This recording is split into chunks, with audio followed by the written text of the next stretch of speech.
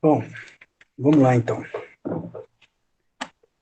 Esse trabalho, que é o trabalho de Virgem, ele é um trabalho que respondeu uma questão que eu tinha há um tempo sobre. Eu sempre fiquei um pouco intrigado quando estudava o Foucault, que Foucault vem falar da questão da base binária, né, que a gente constitui a nossa realidade. E quando a gente percebe, a nossa realidade ela é toda, em termos racionais, ela é toda colocada de uma base binária. E né, primeiro, nós estamos aqui, só para deixar registrado, meu trabalho de Virgem, do livro Os Trabalhos de Hércules. Então, voltando. Então, a gente tem uma. É tudo constituído, a nossa verdade é tudo constituído por uma base binária, que é onde o Foucault vai colocar que é construído campos de exclusão e campos de existência. E aí a gente tem toda uma lógica da realidade definida através desses dois critérios, né? Então, a gente tem o sim e o não, o bem e o mal, o positivo e o negativo, o homem e mulher, e por aí vai, né? Tem toda uma conceituação em torno disso. Aceito e não aceito, normal e anormal, maluco, né? Maluco e normal, e aí todo esse critério de certo e errado, de bondade e maldade, vai sendo colocado nessa condição binária.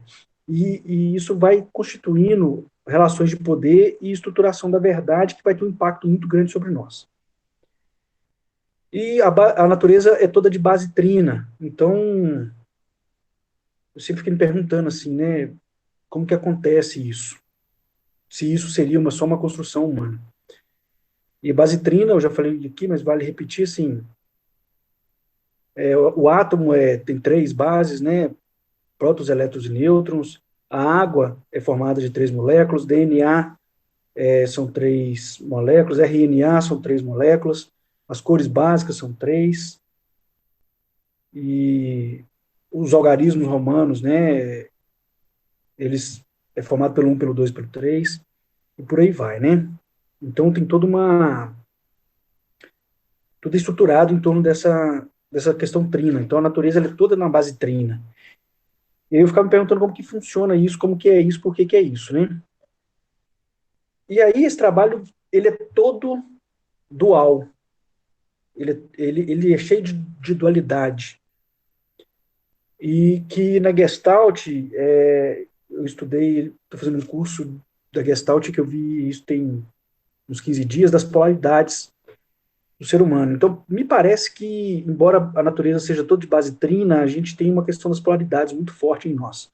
Eu não sei se é uma construção social ou se é, de fato, a gente ter que superar essa dualidade para criar a trindade. Talvez eu vejo mais por esse segundo aspecto, da gente ter que superar a dualidade para poder construir a trindade. Bom, quando a gente fala em virgem,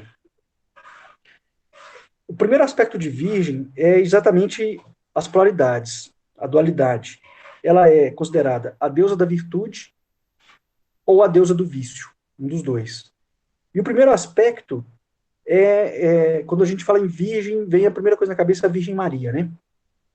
A Virgem Maria é considerada mãe do mundo que leva a criança sagrada em seus braços. Quando eu estou falando Virgem, né, dessa interpretação que a gente vem vendo, quando eu falo Virgem, eu estou falando de mulher, e quando eu estou falando do aspecto feminino, para nós aqui nessa compreensão significa o aspecto da matéria. Então, eu estou falando do mundo da matéria. Só que aqui, então, está falando que é uma matéria que nutre a criança sagrada. A criança sagrada é uma analogia com Jesus Cristo. E Jesus Cristo é a representação do Espírito. Então, de novo, né, vem trazendo essa polaridade que a gente vem vendo ao longo dos capítulos, que é matéria versus espírito, né? Mas aqui agora está trazendo, vem falar então de um aspecto da matéria que nutre o espírito. Então esse trabalho vem falar dessa a matéria como uma maneira de se nutrir o espírito. Eu vou recorrer primeiro às constelações, depois ao signo, para daí já fazer a interpretação do trabalho, pegando os vários aspectos que foram discutidos ao longo do capítulo. E esse capítulo, a primeira vez que eu li, ele me trouxe um pouco uma decepção, porque a Alice para de ser a autora do livro e aparece um outro autor que depois ele entra num ritmo, mas esse capítulo, depois que ele começa a escrever o capítulo, para mim, ele já dá uma caída muito grande em termos de interpretação. Eu achei que começou a se perder. Eu acho que os próximos 2 ou 3 capítulos, o autor também se perde um pouco, ficou um capítulo com menos profundidade, mas depois ele retoma e aí o livro retoma essa base interessante que a gente tem visto. Então, eu vou primeiro trazer essas duas questões da constelação do signo, e aí vou trazer a interpretação do trabalho, mas já falando cada parte do trabalho como um aspecto dentro daquilo que foi discutido. Bom, em relação às constelações, a constelação de Virgem em si tem a forma de uma taça com 3 estrelas principais delineando. Então, já mostra, então, né, quando está falando Virgem com 3 estrelas principais, está falando, então, que a matéria ela é regida pela Trindade, por 3 aspectos. Que esses aspectos, né, são os 3 centros de inteligência do corpo. O centro racional, o centro emocional e o centro instintivo, que a gente já viu em Gêmeos, né? A estrela mais próxima dessa constelação, a mais brilhante, é a estrela que chama Spica, que é a representação da espiga de milho. E aí tem um outro aspecto interessante que né, Jesus Cristo nasceu em Belém, e Belém significa a casa do pão. E se Cristo nasceu lá, então é também a casa de Cristo. Então, quando a gente fala, aí já percebe uma representação, uma analogia, né? Casa do pão, casa de Cristo. Que aí a casa do pão está falando, então, daquilo que alimenta a matéria, e a casa de Cristo, aquilo que alimenta o espírito. E quando eu falar o pão nosso de cada dia nos dai hoje, que tem um aspecto, um sentido de pão para o corpo e pão para aqueles que têm fome de sede e de justiça, aí a gente já começa a perceber, então, de novo, a dualidade, né? Os 2 aspectos. Pão para o corpo, que é a nutrição da matéria, e pão para aqueles que têm fome de sede e de justiça, que é a nutrição do espírito. Que é, nesse segundo caso, no primeiro caso, né, o pão, que é a nutrição da forma do corpo e da matéria, e nesse caso é o pão, que é a nutrição da consciência latente na forma. Essa consciência latente na forma é a nutrição da alma, que vai resultar no espírito, né? A primeira constelação de Virgem é a Coma Berenice, que significa a mãe da forma, somente. Então aqui está falando assim, de um aspecto estritamente da matéria, da forma. E aí é muito importante porque não tem como a gente dissociar a matéria do espírito, né? Porque os 2 é uma coisa só. Essa é a unidade, né? Essa é a união, o uno. Só que, quando está falando mãe da forma somente, está falando de estritamente o aspecto da matéria. É difícil para nós dissociar, porque uma matéria, um objeto, ele nunca é somente uma matéria, um objeto, porque ele sempre tem uma carga de significação para nós. Por isso que é difícil dissociar. Mas essa constelação, ela vai ter um impacto profundo no entendimento desse trabalho. Então é importante a gente frisar isso, a gente entender isso aqui. Como Berenice, então, está falando estritamente da matéria, a matéria sem o aspecto espiritual, sem o aspecto da alma, a matéria dissociada da alma, só o aspecto físico material. E aí a segunda constelação é Centauro, que Centauro é um cavalo, né, um corpo de cavalo com cabeça e troncos humanos. Então é como se fosse um cavalo, no lugar do pescoço do cavalo tem o tronco daqui para cima do homem, né? A simbologia, o cavalo simboliza a espiritualidade. E aí, olha que interessante, está falando então que é do tronco para cima. Do tronco para cima é onde está localizado os 3 centros de memória do corpo humano. Então aí está fazendo então uma analogia da espiritualidade como base de sustentação e os 3 centros acima da espiritualidade. Então, o centauro, ele representa o homem como filho do homem, desse aspecto humano, e um filho de Deus como um aspecto do cavalo, que significa espiritualidade.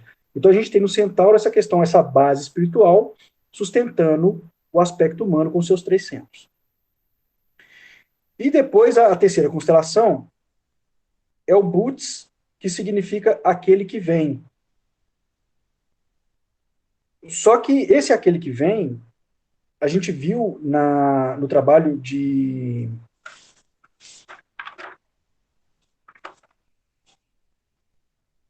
A gente viu antes de Leão. A gente viu no trabalho de Câncer como a questão da encarnação, que é um outro aspecto daquele que vem também. Só que nesse aqui, Boots é um aspecto daquele que vem no sentido espiritual, que é a libertação, aquele que liberta a humanidade da subserviência à forma. Então aqui está falando aquele que vem de um sentido espiritual. O signo de Virgem, ele é um signo de síntese. Por quê? 8 signos despejam a energia dele no signo de Virgem. Somado com o próprio signo de Virgem, a gente tem 9 signos intercambiando energia. E aí, esses 9 signos intercambiando energia faz uma referência à gestação do embrião humano, que são os 9 meses, né? E quando se fala que é um signo de síntese, a gente tem aí uma representação da conexão e do amor. O regente ortodoxo do signo de Virgem é Mercúrio. Mercúrio, a gente já viu, tem a faculdade e a consciência. Então, vem falar de uma versátil energia do filho da mente, que é a alma. Quando eu estou falando de uma versátil energia, eu estou falando, então, do filho da mente, ou uma versátil energia da alma, eu estou falando, então, que é aquilo que vai intermediar o pai e a mãe. O pai entendendo o pai como sendo o espírito e a mãe como sendo a matéria. Então, Mercúrio é a consciência superior, nesse caso aqui, que vai intermediar, que vai fazer a compreensão entre a matéria e a regência da alma. O regente esotérico é a Lua, que é o construtor da forma. E lá fala que a Lua encobre Vulcano. Vulcano é a expressão da energia do primeiro raio. Quando fala que Vulcano é a expressão da energia do primeiro raio, eu estou falando que da origem do planeta, da origem da condição humana. Que o primeiro raio, o que aconteceu, a primeira coisa que aconteceu no planeta Terra para ter sua existência foi um raio de luz, que é esse primeiro raio. Então, eu estou falando, então, e esse primeiro raio, ele só aconteceu para ter todo um processo de desenvolvimento do planeta Terra, para poder receber a condição humana e poder desenvolver a condição humana. Então, quando eu estou falando que a Lua encobre Vulcano, Vulcano como sendo a primeira expressão, o primeiro acontecimento para a existência da condição humana, e a Lua encobre isso, tem aí uma analogia de que tem um encobrimento da matéria pela compreensão da existência. Então, quando a Lua encobre a existência, está falando então que é uma existência que acontece pela matéria. É uma existência regida pela matéria. É uma existência exclusiva da matéria. E isso é importante, ter uma compreensão, eu vou falar daqui a pouco por quê. Quando está falando, então, que a forma está sobre a condição humana, né? Que a condição humana, então, acontece pela forma, aí tem um entendimento do que é a forma, que encobre o entendimento do que é a condição humana. Então, está falando que a condição humana, o caminho dela é começar a ter o um entendimento do que é a condição humana no lugar do entendimento da forma. Então, num primeiro momento, a gente começa a entender a condição humana como sendo a forma em si. Só que o trabalho espiritual é justamente para entender que a condição humana não está aqui pela forma, e sim pela essência da condição humana. Só que a gente ainda entende que a condição humana está aqui para atender a forma. Então, o caminho espiritual o que vem falando aqui dessa questão de Lua encobrir vulcano, é que a gente precisa começar a entender, então, que a matéria, e esse é o sentido desse trabalho, que a matéria é o veículo da condição humana, mas que a condição humana é regida pelo espírito. E aí a gente precisa começar a entender que o que, que é essa regência do espírito, o que, que é a condição humana, que não está estritamente associado, exclusivamente associado à forma, igual os homens colocam hoje, igual a ciência coloca hoje, que é uma interpretação exclusiva pela forma. É muito importante a gente entender essa questão da condição humana acontecer através da matéria, porque a condição humana é uma condição relativamente nova em termos de expressão de vida no universo.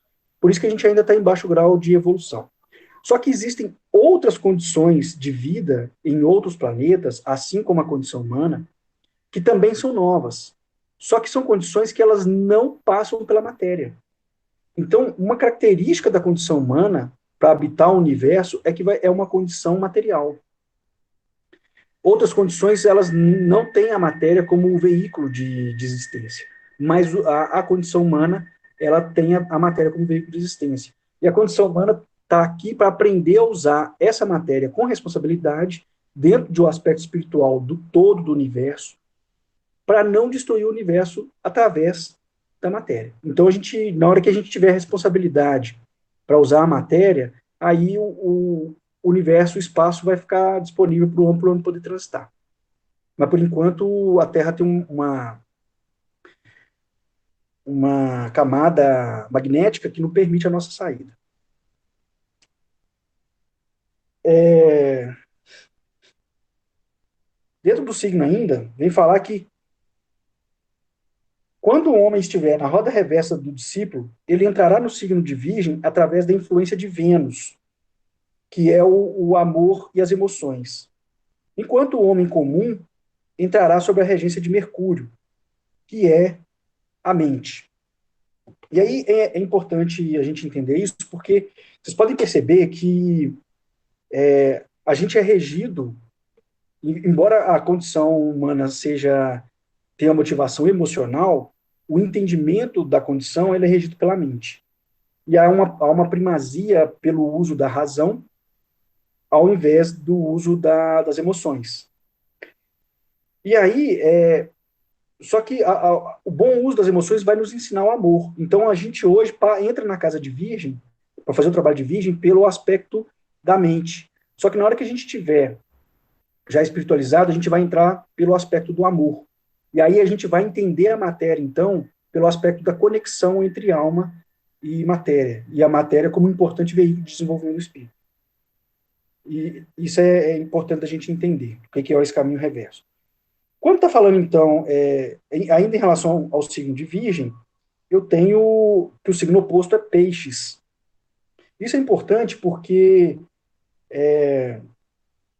o signo de Peixes ele vai ser o momento onde vai surgir o que eles vão chamar de Salvador, que é onde a gente começa a aprender a estar a serviço de fato, que é a etapa final já da experiência humana.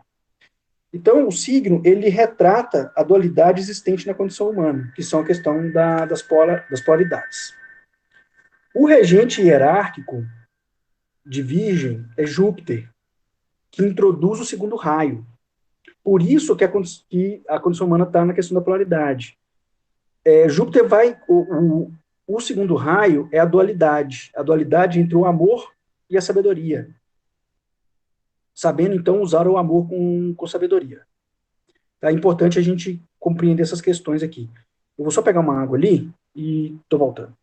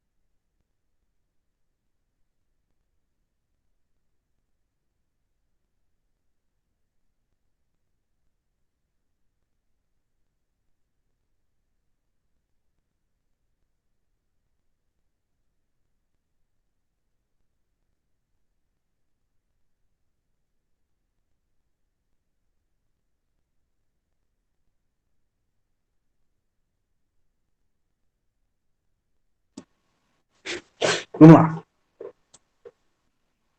Bom, entender esses aspectos, então, da questão da nutrição da forma, né, de somente a forma, mas do centauro, todo esse aspecto do signo de como ser uma síntese. Essa síntese, ela é a síntese, no final das contas, entre alma e a matéria. A gente entra no mito. Eu quero destrinchar um pouco com mais calma esse mito, porque eu achei que esse capítulo ele traz poucas interpretações assim. Então eu peguei muito o que está dizendo dentro do próprio mito para poder ir interpretando dentro desses aspectos que eles vão trazendo para nós. A primeira questão que o mito fala é que vai enfrentar um inimigo de uma espécie diferente das demais. É um trabalho, então, diferente do que aconteceu até agora. Por quê? Esse é um trabalho de entendimento do que é a matéria em si. E uma espécie de aceitação da matéria. Por isso que fala da primeira constelação, da Coma Berenice, como a mãe da forma somente. Porque aqui esse trabalho é um trabalho para ter um entendimento sobre, eu vou colocar assim, o bom uso da matéria, como fazer o bom uso da matéria.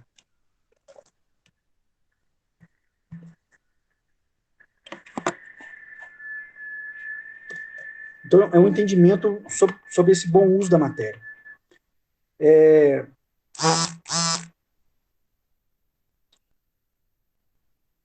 O ser que preside, né, vai falar para Hércules: levanta-te, ó Hércules, e atravessa o sexto grande portão.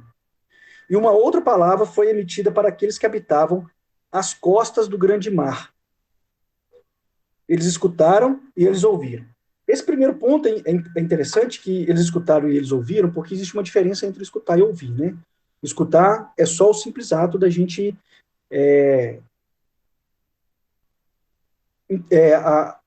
entrar um som, a gente escutar o som que está ao nosso redor. Ouvir é ter uma compreensão mais aprofundada daquilo que está acontecendo.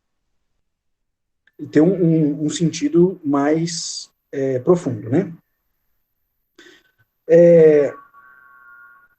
Um outro ponto interessante, eu vou falar rapidamente, mas só para a gente dar uma pincelada, e talvez depois vale a pena aprofundar, é que é o seguinte: por que fala que aquelas mulheres habitavam as costas do grande mar? Eu fiquei um pouco intrigado com isso, porque eu, recentemente, eu ouvi uma história sobre o começo da condição humana no planeta Terra, que começou na costa de um continente que, se eu não me engano, é o continente africano. E existe um estudo falando que a única raça que é ainda 100% pura é um determinado povo da África, ao contrário do que a raça ariana se colocava como pura, né? Então isso faz um sentido para mim, né? Esse povo originário de lá como sendo essa origem do ser humano lá da costa da África.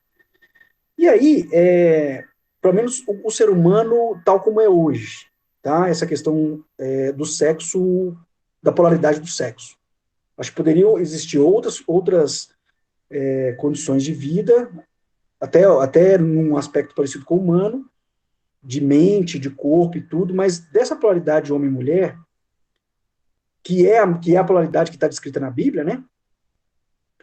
Eu escutei esse relato, então, de uma costa, e aí, como fala uma costela de Adão, eu ouvi falar que existia uma região na África que era a região chamada Adâmica, e que quando se fala uma costela, é que é um pequeno espaço na costa do mar. Então, um espaço na costa do mar é uma costela, né? Um pequeno fragmento das costas do mar, do grande mar. E o que eu achei muito interessante é que, porque quando fala, né, aquelas mulheres que viviam na costa, aquelas mulheres representam a matéria, né, o aspecto feminino, que aqui significa matéria, e que habitavam as costas. Então eu achei que fez uma analogia nesse sentido para mim. Eu lembrei dessa história. Eu não sei se, não estou falando que é assim, mas acho que é algo que merece ter uma investigação para ter um pouco mais de compreensão sobre isso. Eu achei interessante isso, né, essa questão da costela, e esse trabalho está falando de habitar a costa do mar. Interessante isso, porque esses seres que começaram a ter essa questão da pluralidade sexual habitavam as costas, a costela. Ok. Aí fala que naquelas praias vivia a grande rainha, que reinava sobre todas as mulheres do mundo então conhecido. Elas eram suas vassalas e guerreiras ousadas. Em seu reino não se encontrava nenhum homem. Quando se fala não se encontrava nenhum homem, está falando então da ausência do espírito, que dá até um sentido de um eu inferior. Só que aqui a gente precisa dissociar um pouco essa questão do eu inferior para ficar só com o aspecto da matéria em si. Em alguns momentos, vem falando, né, do aspecto do homem como sendo questão do espírito, e a gente vem falando do eu inferior. Só que quando fala que não se encontrava nenhum homem, está falando, então, a total ausência do espírito. Quando está falando da total ausência do espírito, eu estou falando, então, somente do aspecto material caracterizado pelas mulheres na praia. E está falando a grande rainha, que é a grande mulher entronizada, né? Ou seja, é o reinado, é a regência, a dominância da matéria, da forma do corpo. Então está falando do corpo em si. Por isso a primeira constelação de Virgem, que é como a Berenice, que é a mãe da forma somente. Então, aqui já tem esse aspecto, essa coerência, né? Da grande rainha, então, ou seja, está falando estritamente do aspecto da matéria. Não tinha nenhum homem, porque não está sendo considerado aqui o aspecto do espírito. Esse trabalho aqui é o trabalho específico sobre a matéria, e não está fazendo uma referência, pelo menos por enquanto, à questão do espírito. Mas, claro, é um trabalho espiritual. Então, vem falar que existe uma parte do trabalho espiritual que é estritamente relacionado à matéria. E é isso que aqui vem dizer. Ao mesmo tempo, tem aí, mais uma vez, a questão da dualidade e da polaridade. Eu não vou ficar usando a palavra dualidade, porque muitas vezes a dualidade coloca como dicotomia na forma como a nossa linguagem, língua portuguesa, colocou o significado. Então, se eu falar dualidade, a gente vai ficar levando muito para um lado dicotômico, e eu não quero esse entendimento, essa significação dicotômica. Eu vou usar, então, o termo polaridade. Então, a gente tem, de um lado, o polo matéria, que é considerado o polo negativo, e do outro lado, o polo espírito, que é o polo positivo. Então, aqui eu estou falando desse polo negativo, lembrando que negativo não tem uma conotação de ruim, que é o aspecto da matéria. E aí, ainda coerente com isso, reforçando esse sentido, vai falar que no templo da lua, as mulheres adoravam diariamente e lá sacrificavam Marte, o deus da guerra. No campo esotérico, quando se fala em Marte, está falando então que Marte rege a maneira como agimos, a nossa assertividade. Está falando como e onde manifestamos energia e iniciativa. Então, está falando de um aspecto do desejo, porque é o desejo quem nos dá a energia para poder fazer a nossa ação. Quando eu estou falando que o desejo é que dá energia para fazer a ação, eu estou falando da Kundalini. E os desejos são as grandes motivações da condição humana. Por isso que a condição humana é uma condição movida pelo emocional, que é uma condição desejante. Embora a raça ariana, né, embora nós tenhamos uma primazia pelo entendimento, que é o uso da razão. Então, que é aquele trabalho que a gente viu, se eu não me engano, de Leão, que temos que traduzir o desejo à lógica da razão, né? E esse aspecto da guerra, quando está falando que sacrificavam Marte, o deus da guerra, que adoravam Marte, o deus da guerra, está falando então, quando eu estou falando de guerra, é num sentido de sobrevivência.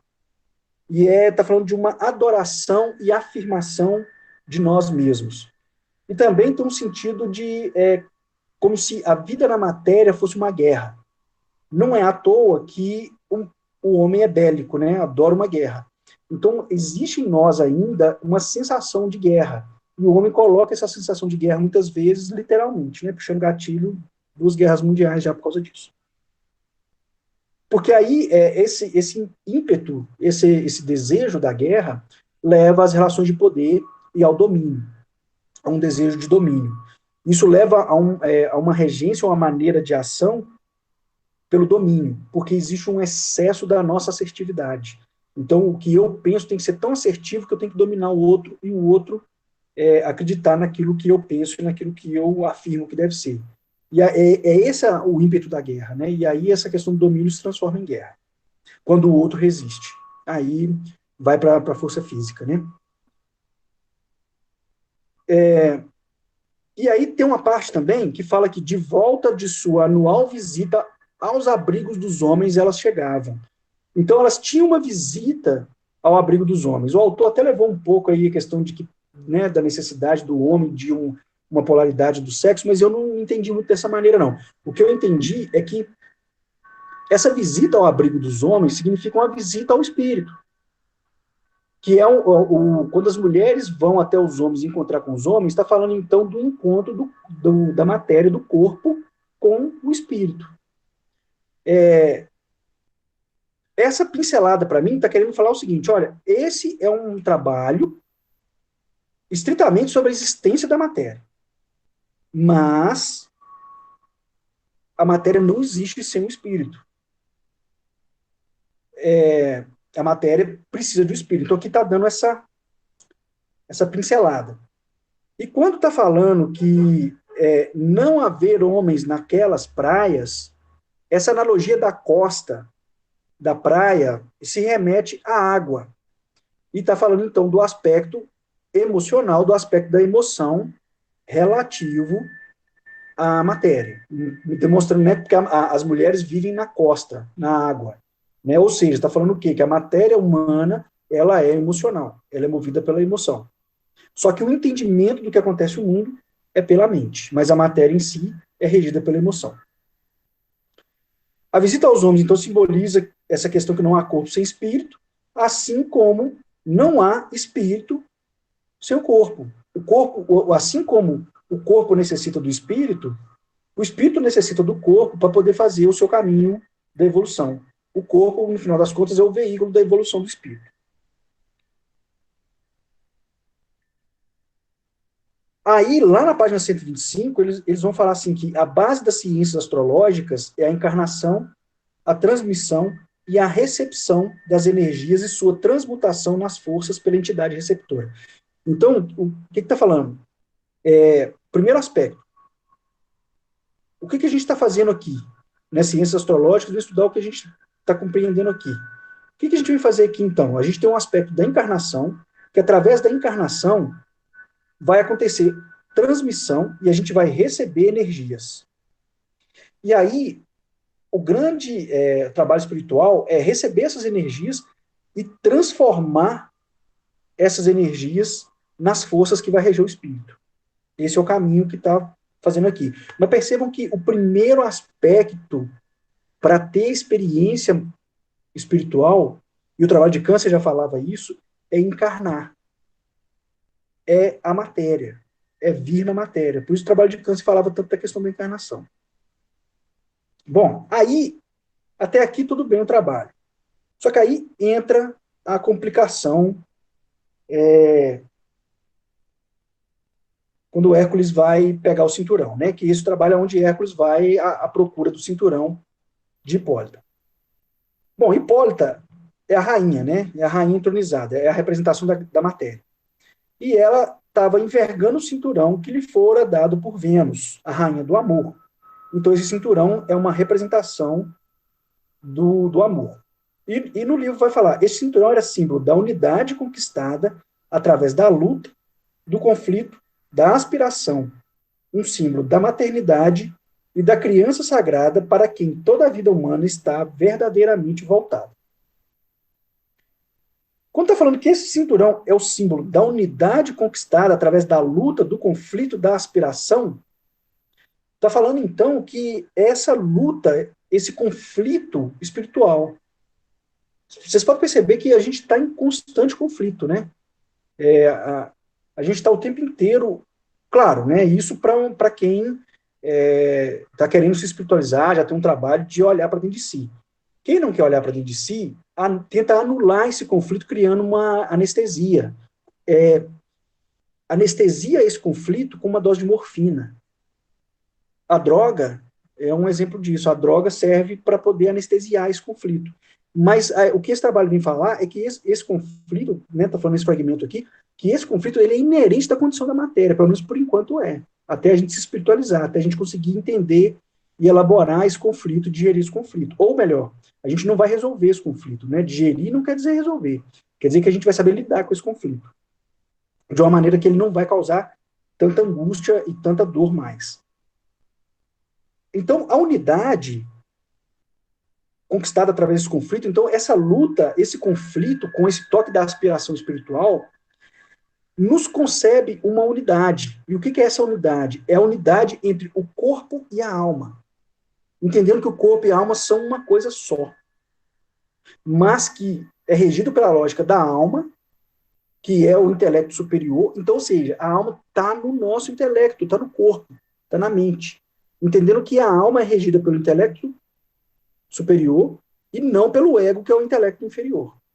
E esse conflito, então, essa luta entre o intelecto superior, o intelecto inferior, alma e ego, faz parte desse conflito. É um dos aspectos desse conflito. Símbolo da maternidade. O que é, então, o símbolo da maternidade? E logo em seguida vem maternidade da Sagrada Criança. Sagrada Criança é Jesus. Maternidade, então, relacionando a maternidade de Jesus e a nossa própria maternidade. Está falando aqui, então, de um aspecto de um nascimento. Então, esse cinturão do amor, o amor que é conexão, que eu já tinha falado isso, ele, então, é a síntese, ele conecta a matéria com o corpo, também tem aquela questão da conexão com todo mundo, e aí, essa conexão conquistada com luta, com conflito, essa conexão conquistada com luta, com conflito, aqui está falando toda a conexão da alma com o corpo como uma coisa só. Que para isso acontecer, então, a gente passa por vários nascimentos. Então, a gente passa por várias maternidades. Por isso que Virgem está associado a 9 signos em interdependência. Está falando, então, que a gente vai passar por vários aspectos de morte e de nascimento, de morte e de renascimento, de morte e de renascimento. E a Sagrada Criança, para quem toda a vida humana está verdadeiramente voltada. O que é a Sagrada Criança? A vida humana está verdadeiramente voltada para a Sagrada Criança. É que a vida humana está verdadeiramente voltada para o Espírito.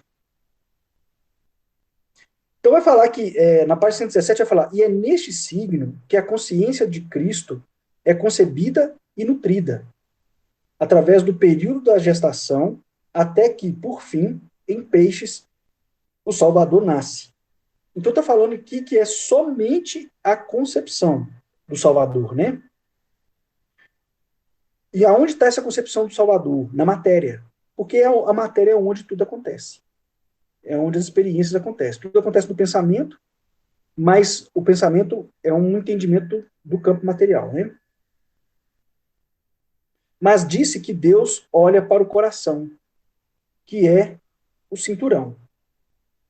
Então a gente tem aqui consciência de Cristo, é nutrida, é concebida e nutrida.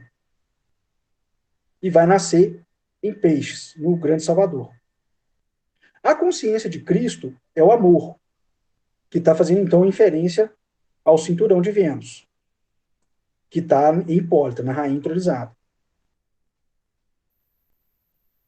Então está falando que é o amor existente na matéria, que é o amor que através da luta consegue unir alma e espírito, alma e corpo, e fazer o corpo ser regido pela alma.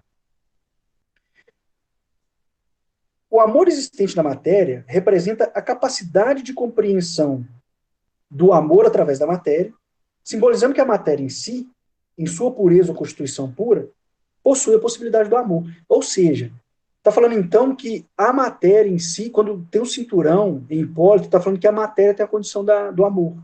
Está dentro da matéria a condição do amor. Não é à toa que a condição humana é uma condição emocional. Então todos nós temos dentro de nós a possibilidade da matéria. Todos nós temos a condição da matéria. E aí, esse amor, esse cinturão de Vênus, ele também representa a unidade em um duplo sentido, né? O primeiro sentido que eu falei é a questão da união e unicidade entre corpo e espírito, e o segundo sentido é o amor-conexão, que une e forma o todo, que eu falei no trabalho de Gêmeos. Então, aqui, mais uma vez, que eu falei, esse trabalho vai ser sempre permeado pela duplicidade. Então, aqui, o duplo sentido desse cinturão do amor.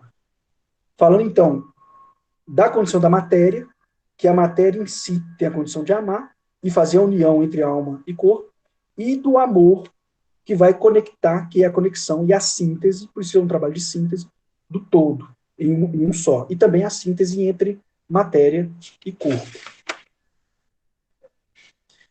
Hércules arrancou o cinturão dela, somente para deparar-se com as mãos dela estendida e lhe oferecendo a dádiva. Então, olha só, está falando então que ela estava estendida, com as mãos estendidas e oferecendo a dádiva. O que significa isso? Está falando então a matéria oferecendo ao espírito, lembrando que Hércules é uma representação do espírito, é a matéria oferecendo o cinturão, oferecendo o amor ao espírito. Ou seja, a matéria está a serviço do espírito, oferecendo ao espírito a dádiva de aprender o amor, de aprender a receber o amor. Então, o aprendizado, quando a gente, no aspecto da matéria, conseguir limpar do racional inferior toda essa lógica de funcionamento social, aonde tem que ter a maximização da matéria, a otimização de recursos, toda essa lógica capitalista, toda essa lógica humana de otimização de recursos, a gente vai, então, nos permitir amar, mostrando que o amor é uma perspectiva da matéria, que está dentro de nós, que é só utilizar, mas que para a gente poder utilizar, a gente tem que ressignificar essa questão do racional inferior que a gente tem e aprender a utilizar mais um racional superior. Porque a matéria está nesse serviço ao espírito, oferece ao espírito a dádiva do amor. Oferecendo o símbolo da unidade e amor, de sacrifício e fé. Então, vem mostrar que o amor, que representa a unidade, né, e a síntese, ele é um aspecto de guerra, um aspecto de sacrifício, um aspecto de luta. E também um aspecto de acreditar, de fé. Por isso que eu tô falando, que eu falei, quando eu falo a questão do racional inferior, com toda essa lógica de funcionamento do mundo, é uma fé nessa lógica de funcionamento. E aí a gente tem que tirar a fé dessa lógica de funcionamento para ter uma fé no racional superior, que vai ser uma fé no amor. E mais uma vez mostrando, então, que a matéria é o veículo que leva à unidade e ao amor. Aí entra na grande complicação do entendimento desse trabalho, que é quando o Hércules mata a Hipólita. Entretanto, tomando o cinturão para si, Hércules fere Hipólita, matando quem lhe dera o dote que ele exigira. Aí a gente entra de novo na duplicidade, então duplo sentido dessa morte. E aí a gente vai ter que enveredar pelos dois. Primeiro aspecto. O ser que presidia fala com ele: meu filho, por que matar aquilo que é necessário, próximo e caro? Por que matar a quem você ama, a doadora de boas dádivas, guardiã do que é possível? Quando está falando caro, já está falando desse aspecto do sacrifício, da luta e da guerra que eu acabei de falar. Né? Quando está falando próximo, o que temos de mais perto do espírito na condição humana? O que temos de mais próximo do espírito na condição humana? É a matéria. Então, quando fala que Hércules matou Hipólita, Hipólita sendo a rainha da matéria, sendo a grande expressão da matéria, a matéria, está falando então que Hércules matou a matéria. Esse é o primeiro sentido da morte de Hipólita. Então, Hércules mata a matéria. Aquilo que a matéria, então, é necessária, é próxima, é cara. É cara porque tem esse aspecto de sacrifício, esse aspecto de dor, esse aspecto de luta, esse aspecto de guerra. É próxima porque a matéria é o que tem de mais perto, de mais próximo do espírito. E é necessário porque a matéria é o veículo que foi determinado para a condição humana ter o desenvolvimento do espírito. Então, por que matar a matéria? Aí depois a gente tem que entrar no duplo sentido de matar a matéria. Outra duplicidade. Então a matéria é algo que para nós é necessária, é próxima, é cara, é a doadora de boas dádivas, é aquilo que amamos e é a guardiã do que é possível. Então a matéria é aquilo que nos permite ter a expressão do amor. Por isso que é aquilo que amamos. Quando está falando que e também a matéria é guardiã daquilo que é possível. Esse aspecto é muito importante. Quando está falando que é a doadora das boas dádivas, está falando então de um aspecto que a matéria, tudo que acontece em termos de evolução do espírito, né, é permitido pela matéria, acontece pela matéria. Essa é a grande dádiva da condição humana, essa é a grande dádiva da matéria. A nossa evolução, o nosso crescimento, a nossa transcendência, o que nos permite são as experiências que acontecem com a matéria. Então, a boa dádiva, o que fornece boa dádiva, não é só essa questão de bom e de ruim, de legal, de coisas boas que acontecem. Está falando muito desse aspecto das boas dádivas do espírito. Lembrando que a questão que temos aqui, a grande dádiva, no final das contas, é a evolução do espírito. Então, as experiências que a matéria permite ao espírito vai dando essa dádiva da transcendência, da evolução. Quando está falando que é aquilo que se ama, né, tem essa boa dádiva do amor, e eu já ouvi falar até que muitas vezes os espíritos viciam na reencarnação por causa da sensação do amor. E também aquilo que você ama é aquilo que está mais conectado, né? É a matéria. O espírito tá, a alma está conectado com a matéria. A gente viu que essa conexão ela acontece em função da Kundalini. A Kundalini quem faz a alma, o espírito, que é fragmento do espírito, ficar unido ao corpo. Então, é aquilo que ama também por essa questão da conexão, porque permite a nós viver o amor sem a duplicidade, permite a nós viver o amor e também é aquilo que estamos estritamente conectados, por isso é tão próximo. E quando fala que é aguardiando o que é possível, isso é muito importante, porque isso está fazendo, olha só, guardiando o que é possível. É aquilo que a gente dá conta. É aquilo que é o limite de cada um. Isso reflete um profundo respeito ao desenvolvimento espiritual de cada um. Aquilo que dá conta, aquilo que é possível, é aquilo que o desenvolvimento espiritual é possível fazer. É aquilo que o desenvolvimento espiritual permite. Então aqui tem um grande respeito ao limite de cada um, ao que cada um dá conta de ser.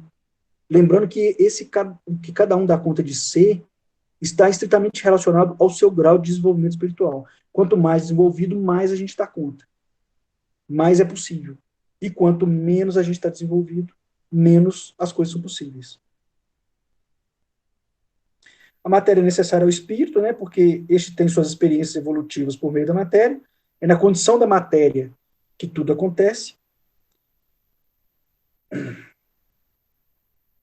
É a grande doadora a matéria é a grande doadora das dádivas ao espírito, permite a ele se expressar. E é cara devido a toda essa complexidade que a experiência humana não é uma experiência fácil, né? Pelo menos para quem começa a tomar consciência do que é a experiência humana, começa a ficar muito mais difícil. É comum se falar que quanto mais se sabe, mais dor se sente. Então, o grau de espiritualização significa compreender as mazelas do mundo, compreender as dores do mundo. E isso vai tornando a condição humana cada vez mais cara para o conhecimento. Por isso que muitas pessoas preferem ficar na ignorância. A ignorância é uma bênção, né? Uma bênção nesse sentido de não sentir dor.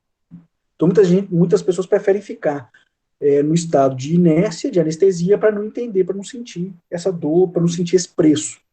E eu sempre falo, temos que pagar o preço. E talvez o grande problema do ser humano é pagar o preço. Porque a condição humana na matéria é uma condição cara. E aí, nesse entorno da matéria, de matar a matéria, a gente tem outro duplo. Primeiro, tem um sentido de querer matar a matéria, no sentido de se livrar da matéria, de ficar livre da matéria, e um seguinte sentido que vai ser representado pela morte de Jesus Cristo, que é o que vai falar sobre o novo nascimento.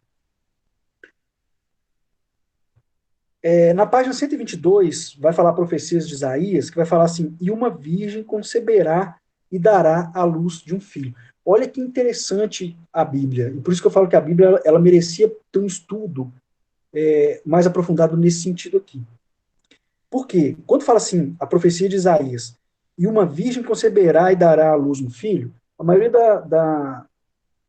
dos entendimentos, né, vai falar que religiosos, ligado às religiões, vai falar assim, não, era a profecia mostrando que estava falando da Virgem Maria e da vinda de Jesus. Mas aqui tem uma metáfora do que é a condição humana. Uma virgem, ou seja, a matéria, conceberá e dará à luz um filho. Está falando então que é a matéria quem dá a luz ao filho.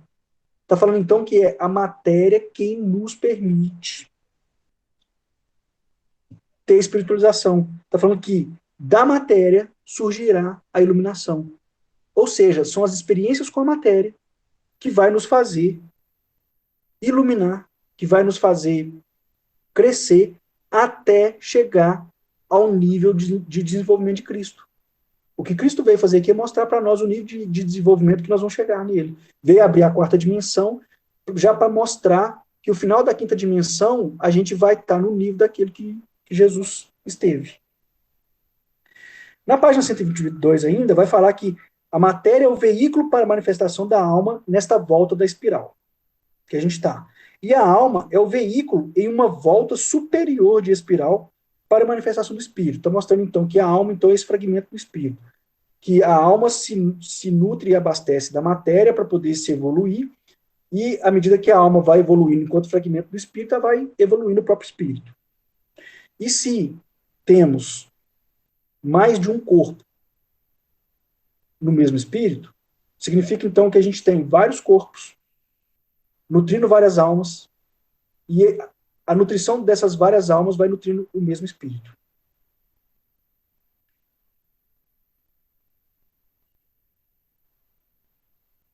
E aí está falando então que uma volta superior para a manifestação do espírito. E essas três são uma trindade sintetizada pela vida que os satura a todos: matéria, alma, espírito. É a trindade. Bom, aí a gente entra então nessa questão da morte de Hipólita, dos dois sentidos da morte, né? Hipólita, matéria entronada, né? A regência da matéria, a matéria em si, somente a matéria, que agora sem a questão do espírito. Representa um importante enclave no caminho espiritual. Né? Então, a matéria representa um importante enclave no caminho espiritual. E o que é esse grande enclave no caminho espiritual? É quando a gente começa a pensar que a matéria é o grande limite do espírito, que a matéria é a raiz de todo mal. E isso é muito comum. Isso é muito comum. Eu passei por isso fortemente, assim, né? E eu tenho um ego que já gosta, já tem um problema com essa questão, acha que o corpo é uma grande limitação. E aí, vem mostrar, então, nesse sentido, que uma parte do caminho espiritual é começar a entender que o corpo não é uma grande limitação. Igual muitos pensam, e eu já pensei, eu, na verdade, assim, até pouco tempo atrás eu pensava muito isso veio diminuindo um pouco, mas agora eu entendi isso de uma outra maneira com essa representação desse trabalho. Então,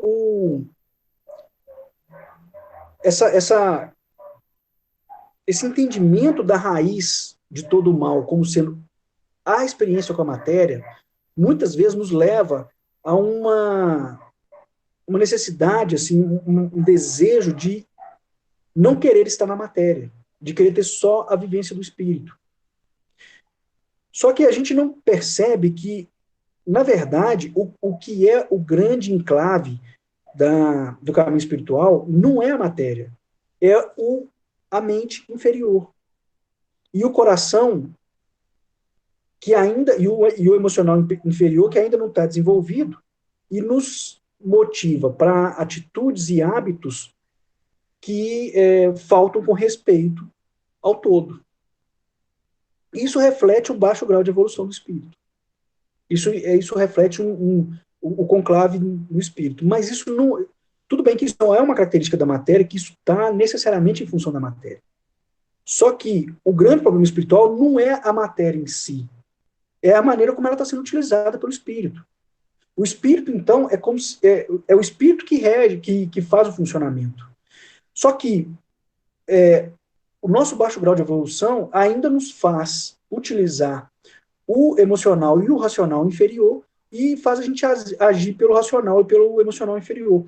É o nosso baixo grau de evolução que nos faz ter experiências que nos dão a entender que o grande problema é a matéria, que a grande limitação da condição humana é a matéria. Mas a grande limitação da condição humana ainda não é a matéria, é o próprio baixo grau de evolução da própria condição humana.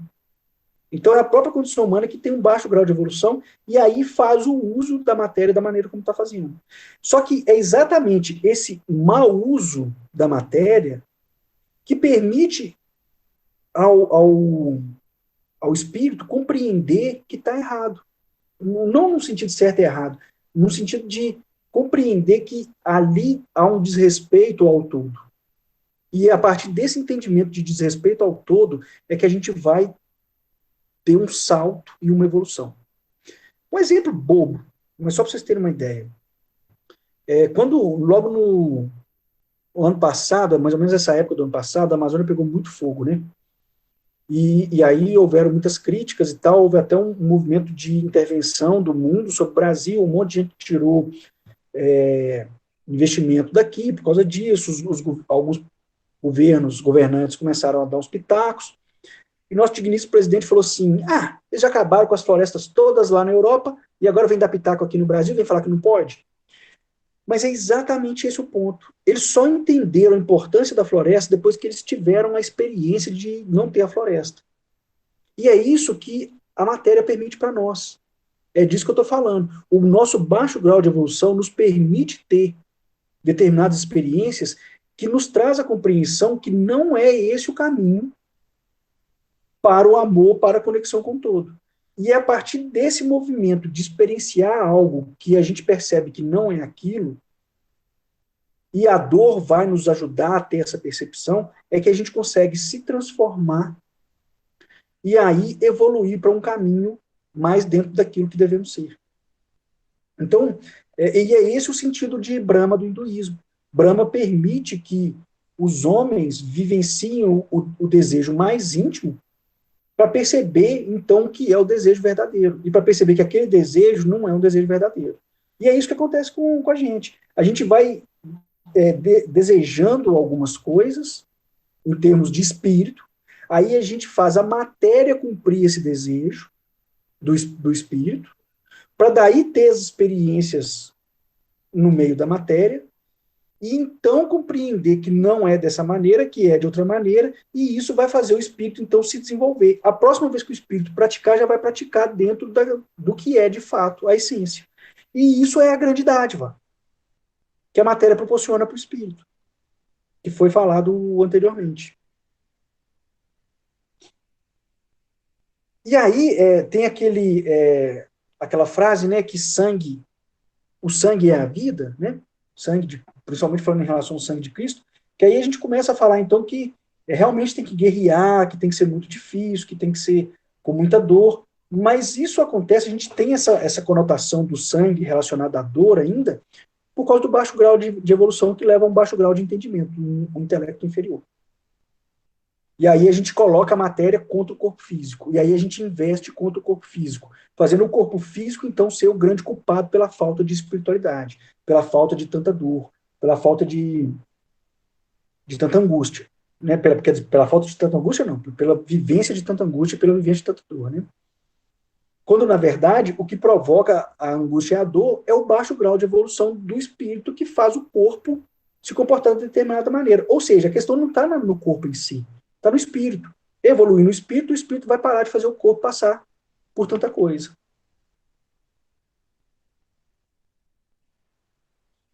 Aí o autor vai falar que o corpo deve estar afinado com a alma para trazer a manifestação da sua beleza.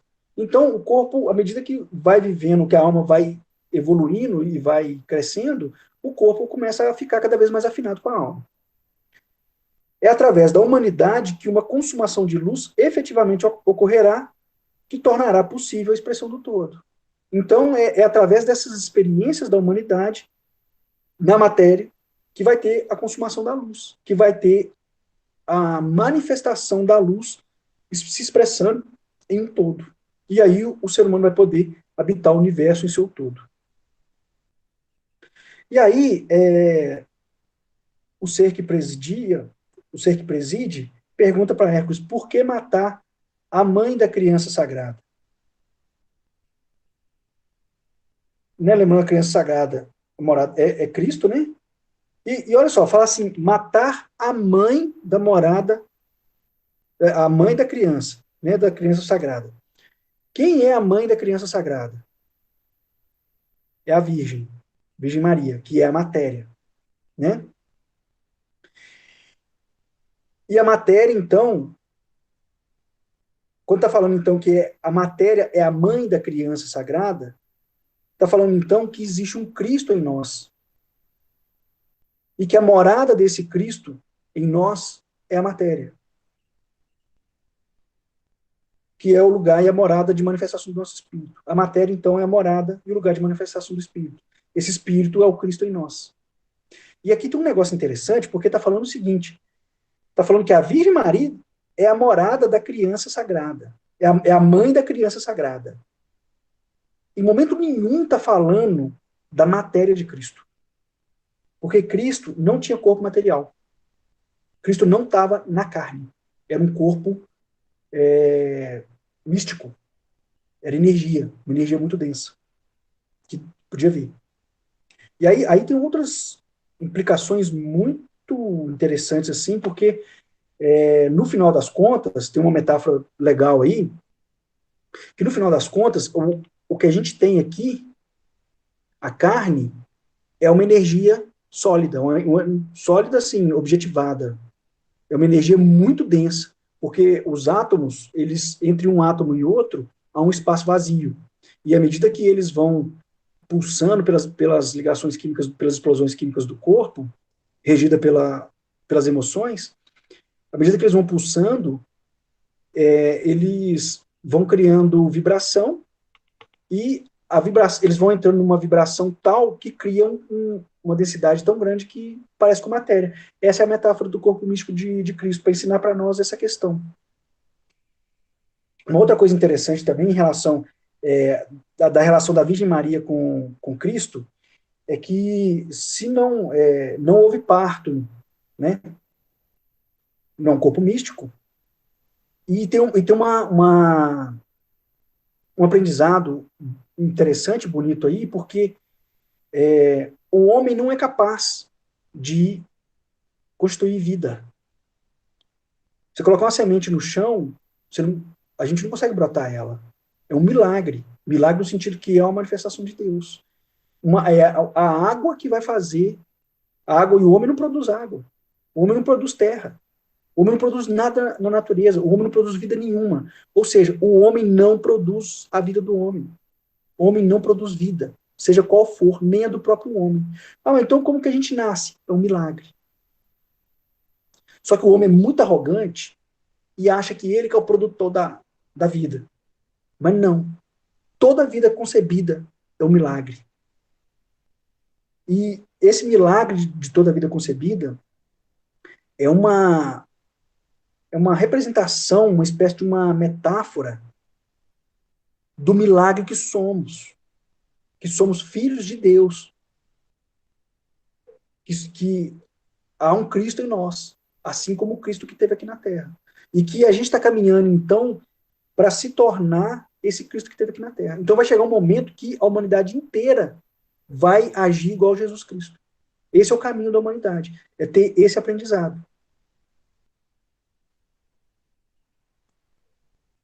Bom, aí para não acontecer essa morte, né, o signo de Virgem apresenta três virtudes: a tolerância, a compaixão e a caridade.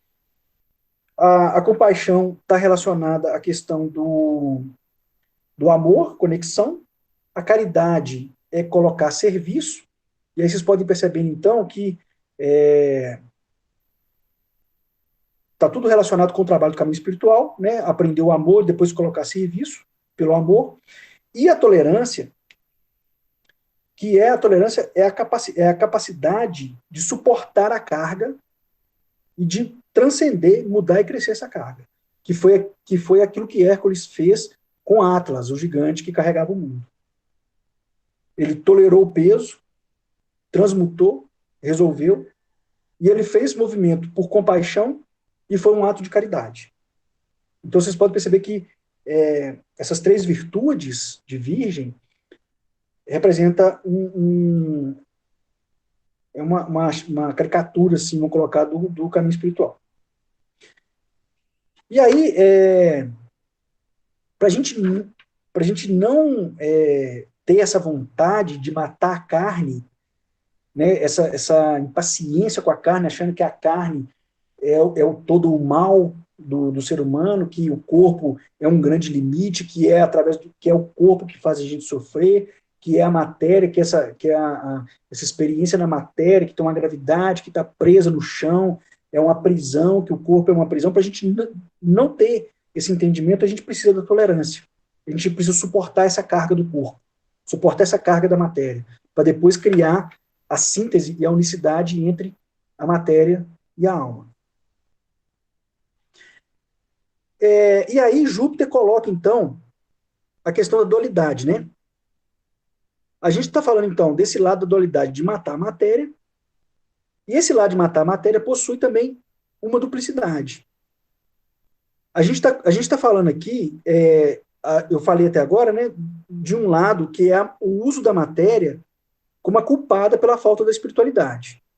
Então, eu falei até agora da matéria como sendo a culpada pela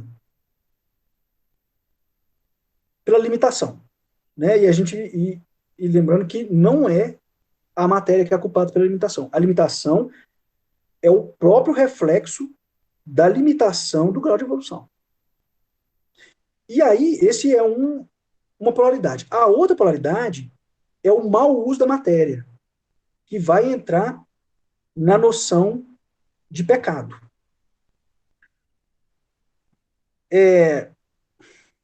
Né, a Virgem é chamada a deusa da virtude ou a deusa do vício. Que o vício está trazendo, então, essa noção do mau uso, do pecado. O que está na raiz da palavra vício? É tornar ineficaz. Virtude é a palavra latina vir, que significa força, homem. Então já está fazendo a analogia da força e da importância da matéria. O vício compreende uma ineficiência da vida espiritual, que é quando a gente faz o mau uso da matéria, é quando a gente coloca a matéria a serviço da própria matéria e não a serviço do espírito. O pecado significa a distância do alvo. Qualquer coisa que tenha sido feita impropriamente. O mau uso da substância e a prostituição da matéria para maus fins é um pecado contra o espírito. Isso foi o tibetano que disse. O primeiro passo para a missão do espírito e a matéria é dado a subordinação da vida da forma à vontade do Cristo, do espírito, né, que nela habita. Então, esse mau uso da matéria é quando a gente se dedica a vida a algo que não seja espiritual, ou que não seja ao desenvolvimento dessa. Então, quando a gente está tendo uma vida regida pela determinação da própria matéria do que deve ser, que é representado por esse uso dos centros inferiores, aí é o momento que a gente está fazendo o mau uso da matéria. Então, as duas polaridades é nesse sentido. Ou quando a gente se revolta contra a matéria, contra o corpo, falando que o corpo é o grande culpado de toda a nossa limitação, ou quando a gente faz mau uso do corpo, colocando ele para seguir a própria lógica dos centros inferiores. Esse é o duplo da morte da matéria. A gente, E aí a gente entra na questão do duplo nascimento, né? Tem esse primeiro aspecto da morte, dos dois duplos da morte, né? As duas polaridades da morte, quando Hércules mata Hipólita.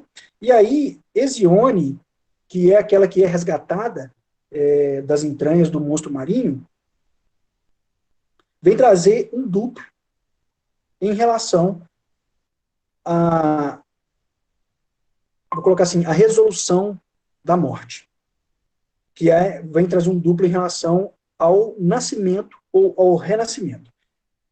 Hesione vem mostrar para nós o seguinte: assim é a vida, um ato de morte, um ato de vida. E assim os filhos dos homens, que são filhos de Deus, aprendem a sabedoria, o equilíbrio e o caminho para andar com Deus. Que é o que eu falei anteriormente. Aqui está falando, então, que para que a gente evolua, a gente tem que passar por várias mortes, por vários momentos difíceis, e que a gente vai trazendo sempre uma nova vida, uma revolução em torno disso. O ser que presidia fala com Hércules: você matou aquela que o admirava, e todo o desconhecido e todo o não reconhecido lhe deu o necessário amor e poder. Você salvou aquela que precisava de você, e assim novamente os dois são um. Medite sobre os caminhos da vida, refletindo sobre os caminhos da morte.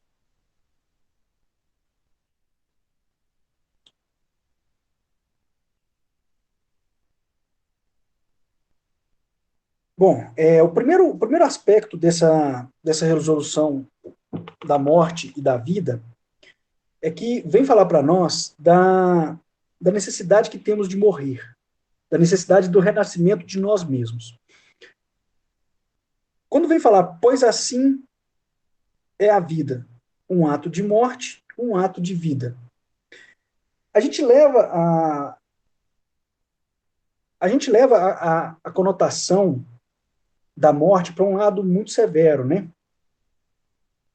Para um lado muito trágico para o fim de tudo. Então, quando fala que Hércules matou, ou que está falando assim, um ato de vida, um ato de morte, a gente leva muito para um sentido de o fim dos tempos, para toda essa lógica nossa. Só que aqui está falando do aspecto do trabalho do ser humano durante o caminho espiritual.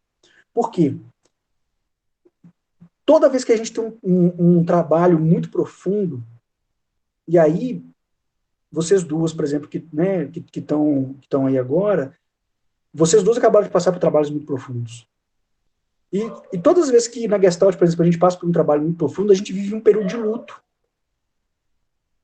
A gente vive um momento de luto mesmo, como se tivesse morrido. Alguém muito importante para nós. Que na verdade, morre um aspecto muito importante para a gente. O que é nós mesmos, um aspecto de nós mesmos. O que é essa morte? A gente é alguma coisa dentro de um aspecto inferior. Aí a gente tem uma experiência que mostra para nós que aquele aspecto vivo em nós, ele é ruim, ele não serve. Ele não serve para o nosso espírito, ele não serve para o que o nosso espírito precisa. E aí a gente transforma esse aspecto ruim, que era o que a gente era a nossa vida. Quando a gente transforma esse aspecto ruim, o que está acontecendo? A gente está destituindo tudo isso e trazendo algo novo. Então, é um processo de morte e renascimento. É um processo de matar aquilo que a gente era e de surgir um novo, melhor que o anterior. Essa é a metáfora do terremoto.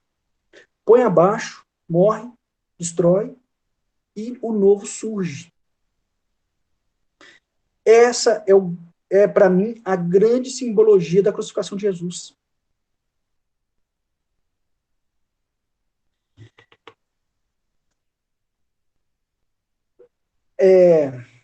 O que acontece? O que é essa grande crucificação? O que é esse sentido da crucificação? Primeiro, o que é a crucificação? É uma morte e logo depois tem a ressurreição. Só que de novo, estou falando de um duplo sentido, né? O primeiro sentido é isso que eu estou falando, que é a polaridade, né? A primeira polaridade é essa.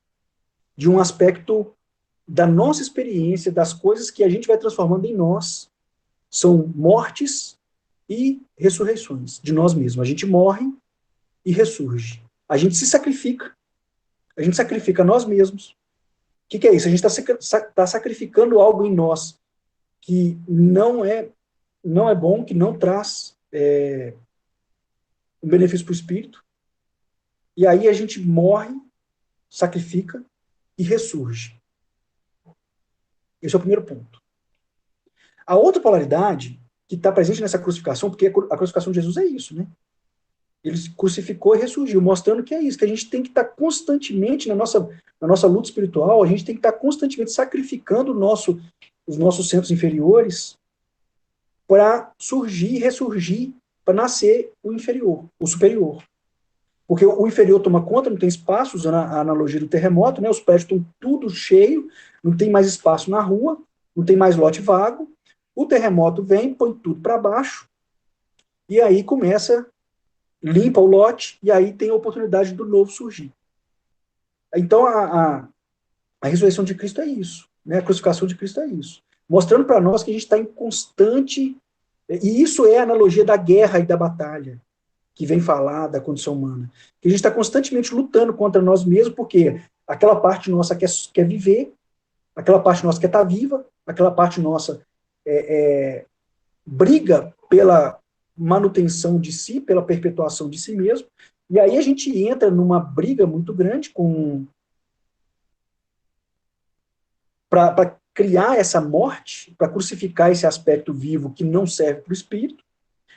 E aí, quando a gente cria essa crucificação, né, a gente mata, e aí vem o novo nascimento. Aí vem a ressurreição. Algo nós vai surgir. E Cristo, a morte de Cristo, vem falar de um aspecto da matéria, né, embora era um corpo místico, mas a analogia vem falar da morte da matéria, que é a maneira como a gente entende, é a morte da matéria, para surgir algo que é o espírito, que é algo melhor.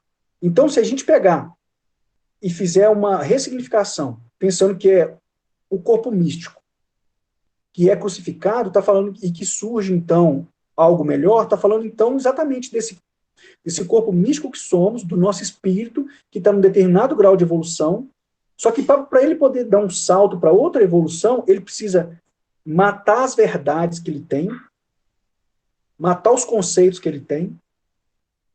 O que é esse matar os conceitos? É destituir, deixar de acreditar naquilo para acreditar em algo mais elevado. É esse o primeiro aspecto. A primeira polaridade. A segunda polaridade vem falar de uma vida vai, outra vida vem. É preciso a morte da matéria para a ascensão para o espírito. Aí, essa segunda polaridade está falando de uma morte da matéria em si. Está falando, então, que a gente precisa ficar indo e vindo, ficar indo e vindo, ficar indo e vindo, ficar indo e vindo várias vezes. Que é essa a grande metáfora também a outra parte da metáfora da crucificação. Que vem falar, então, a gente morre enquanto matéria, dá um grau de evolução no espírito, né, porque aí ressurge no espírito, ou seja, vai para o espírito, depois encarna de novo, e vai fazendo esse ciclo. Nessa primeira... E ainda nesse duplo, a gente percebe que é preciso um parto e uma gestação. Nas duas polaridades. Na polaridade da matéria, é o parto físico mesmo nosso, né? E a gente precisa ser gestado por uma mulher na matéria. E no sentido da transformação, da transcendência nossa nesse intervalo de tempo, nessa matéria aqui, também é necessário para ter uma grande transformação, é necessário um período gestacional, que é o quê? Um período de desenvolvimento daquele novo ser dentro de nós, onde a gente começa a questionar as coisas que estão dentro de nós. Viu, Elo? Muito importante isso para você agora, nesse momento.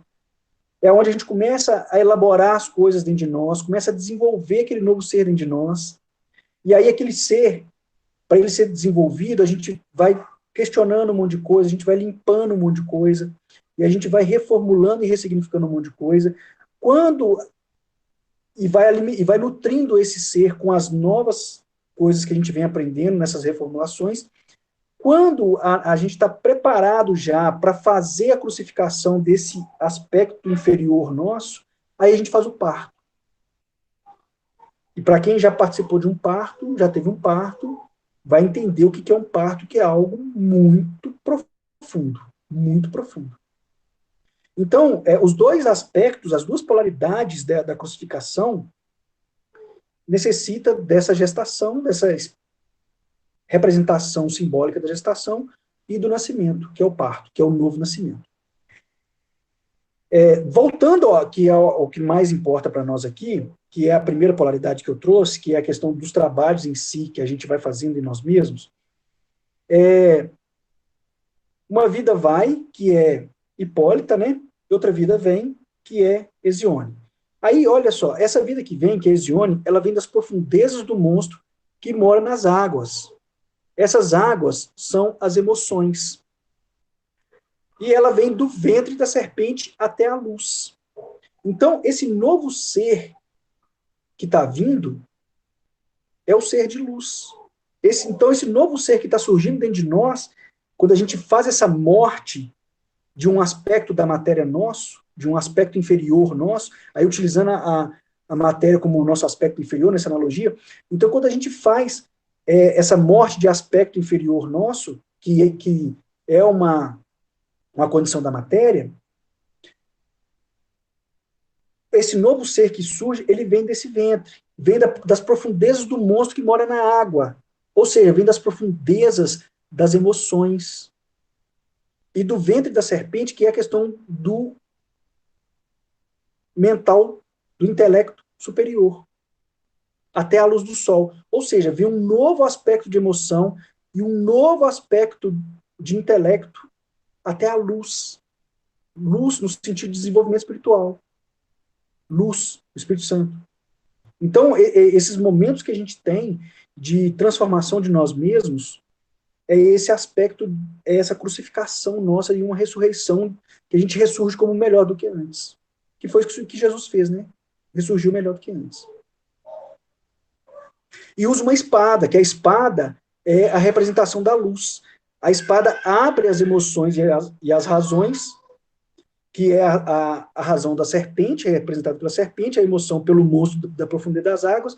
Então, a espada da justiça, né? A espada da luz, abre o monstro e a serpente, e daí surge um novo ser.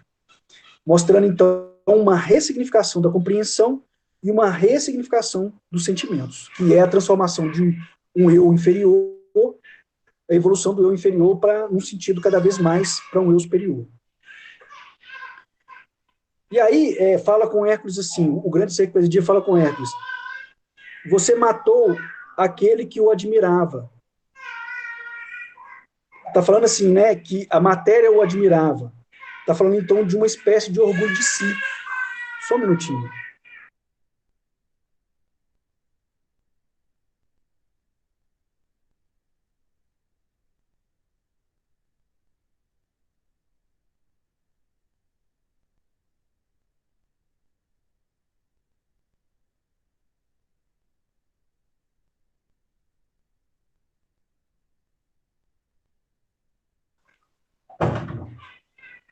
Bom, vamos lá. Então, quando fala, você matou aquela que eu admirava, está falando, então, dessa questão do orgulho de si. E salvou aquela que precisava de você. Olha só, então matou aquela que eu admirava. Significa a matéria admirando o status quo, admirando o conforto, admirando a zona de conforto, que é isso que a gente faz. A gente fica na zona de conforto, não quer sair da zona de conforto, e fica naquela zona de conforto. Só que aquela zona de conforto é uma estagnação. E aí, a gente vai, para a gente nos manter nessa estagnação, a gente começa a assumir uma arrogância, começa a assumir esse orgulho de si. E aí fica essa admiração por nós mesmos. E aí, está falando então que matou esse orgulho de si e salvou aquela que precisava de você. O que é esse quem precisa de nós? é que existe tem um novo ser dentro de nós que é um ser cada vez mais próximo da essência do espírito, que precisa de nós para poder se manifestar. Então isso vem mostrar para nós, esse trabalho vem trazer essa questão da matéria, que não é a grande limitação, que o espírito, a transcendência do espírito acontece pelas experiências com a matéria. Então, o que é para mim, concluindo, de uma maneira já bem curta, de um modo geral, assim, né, nesse sentido, é que as experiências com a matéria que a gente tem é aquilo que permite a nossa evolução. É aquilo que permite a gente se tornar cada vez mais próximo da essência do nosso espírito. É o que permite a gente ter cada vez mais uma vivência coerente com aquilo que o nosso espírito é. É o que permite a gente desenvolver no nosso espírito. Então, nada que acontece na nossa experiência com a matéria é o acaso. Todas as experiências que a gente tem, elas têm uma função de desenvolvimento do espírito.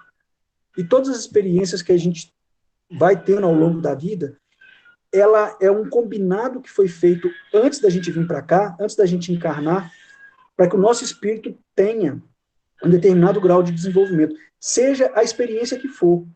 Porque a experiência, ela vai ser sempre dentro do possível. Isso foi dito no trabalho. Ou seja, vai ser sempre dentro daquilo que a gente dá conta. O meu batismo na aldeia foi isso. Eu estava passando muito mal numa cerimônia, muito mal mesmo, aí eu pedi para chamar o pajé, estava em desespero. O pajé chegou perto de mim e falou assim, deu um tapa nas minhas costas e falou assim, segura firme aí, Tchai, é a força. Nesse momento eu entendi que aquilo que eu estava passando era exatamente o que eu precisava para o meu desenvolvimento. E só estava acontecendo porque eu dava conta daquilo. Eu tive a certeza naquele momento que a força superior não ia me dar nada além do que eu dava conta, e ela ia me dar exatamente o que era necessário para eu ter o que eu precisava ter. É tanto que esse evento foi a concepção do meu instinto. E foi aí que eu percebi, então, que tudo que acontece com a gente tem um propósito superior. Tudo que acontece com a gente, na nossa vida material, tem uma necessidade. É uma necessidade espiritual. É necessário para cumprir um acordo que o espírito precisa para se desenvolver e transcender e se evoluir. E só acontece aquilo que a gente é capaz de dar conta de atravessar e suportar. Não acontece nada fora disso. Tudo dentro de um combinado e dentro da nossa possibilidade e da nossa capacidade. Ok? Queridas, muito obrigado pela presença de vocês aqui. Eu vou encerrar a gravação.